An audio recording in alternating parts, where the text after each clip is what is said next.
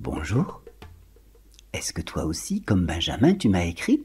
Benjamin, il m'a écrit: Guy, est-ce que tu pourrais nous raconter une histoire d'Afrique, s'il te plaît? D'Afrique? J'ai cherché dans ma mémoire. Ah, mais peut-être tu la connais. L'histoire du baobab, de la chèvre et du djembé, avec Sayouba. Sayouba, le petit garçon qui habite là, à la fin du village, dans la maison sur la piste. Sayouba, ce jour-là, il était en train de jouer. Et tu sais ce que c'est, hein, quand on joue, on joue. Ah bah ça c'est sûr, on est bien dans le jeu. Alors forcément, quand Sayouba a levé la tête...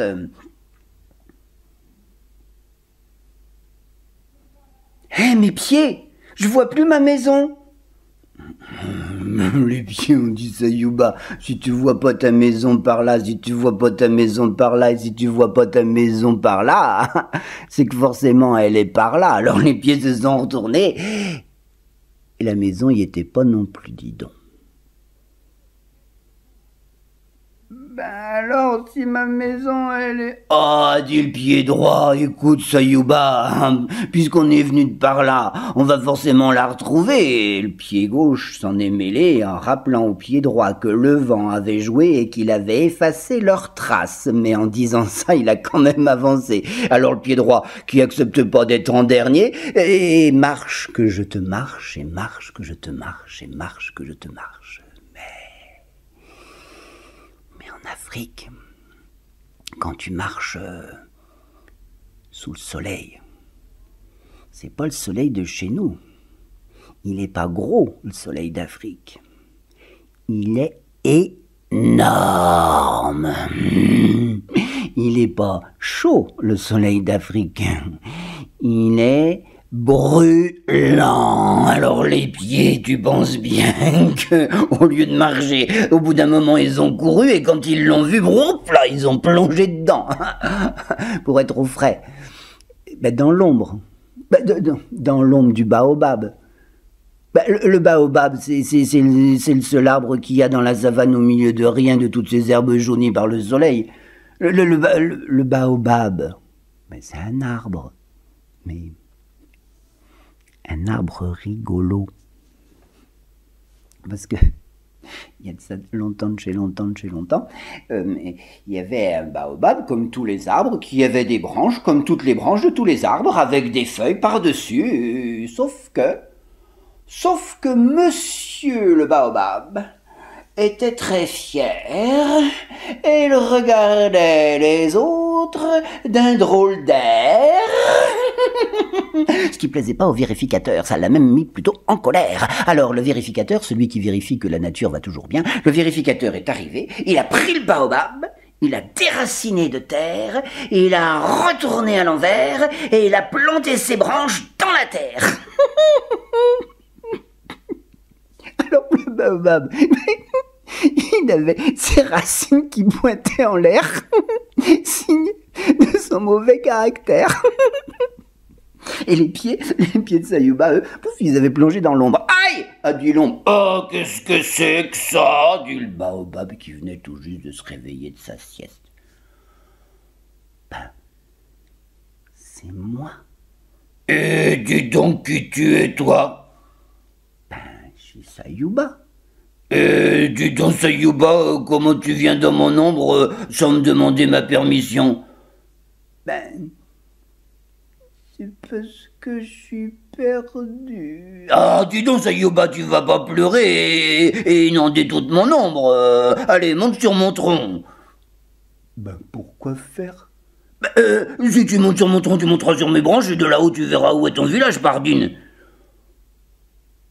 Oh, mais j'ai jamais monté à un arbre. Oh, Sayouba, arrête de pleurnicher et vas-y, grandis, quoi. Et Sayouba a commencé à s'agripper, et puis il a grimpé, et puis il est monté, et plus il avançait sur le tronc, il devenait grand. Et en arrivant sur la branche, la plus haute du baobab, il a regardé.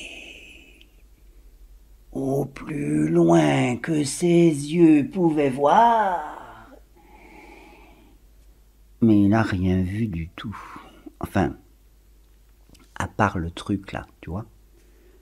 Le machin dans la poussière là, le bidule là qui a l'air d'avancer, enfin de claudiquer, enfin de plus ça se rapprochait, plus Sayuba, mais oui c'est lui.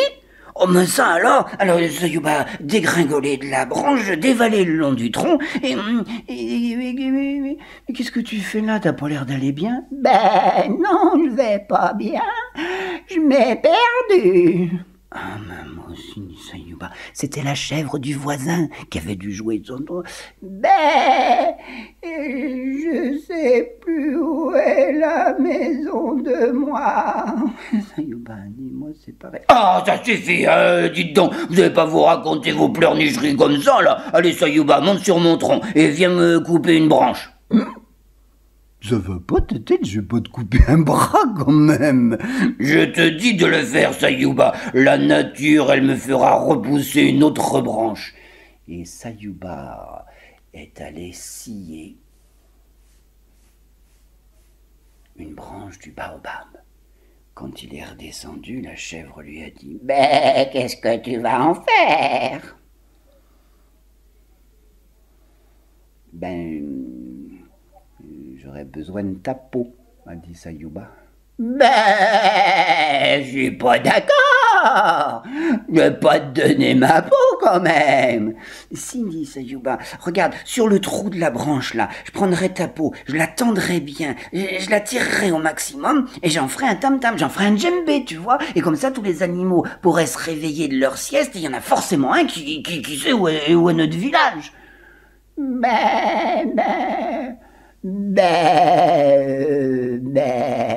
D'accord, mais à une condition, c'est que tu me la rendes quand on sera rentré chez nous. Évidemment, dit Sayuba. Alors, il a pris la peau de la chèvre, il l'a bien tendue, et là, il a commencé à jouer.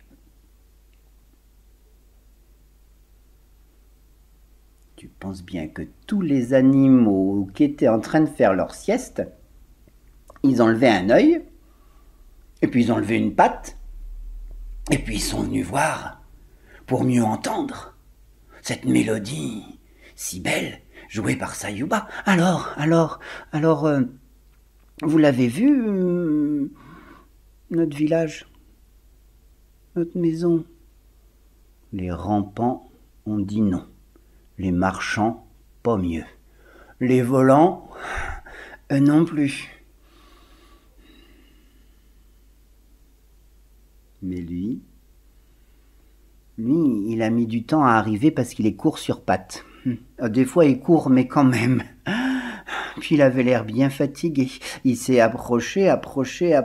Sayuba était content, il l'avait reconnu, heureusement. Il a ouvert sa grande gueule de crocodile et il a dit à la chèvre « Monte sur mon dos !»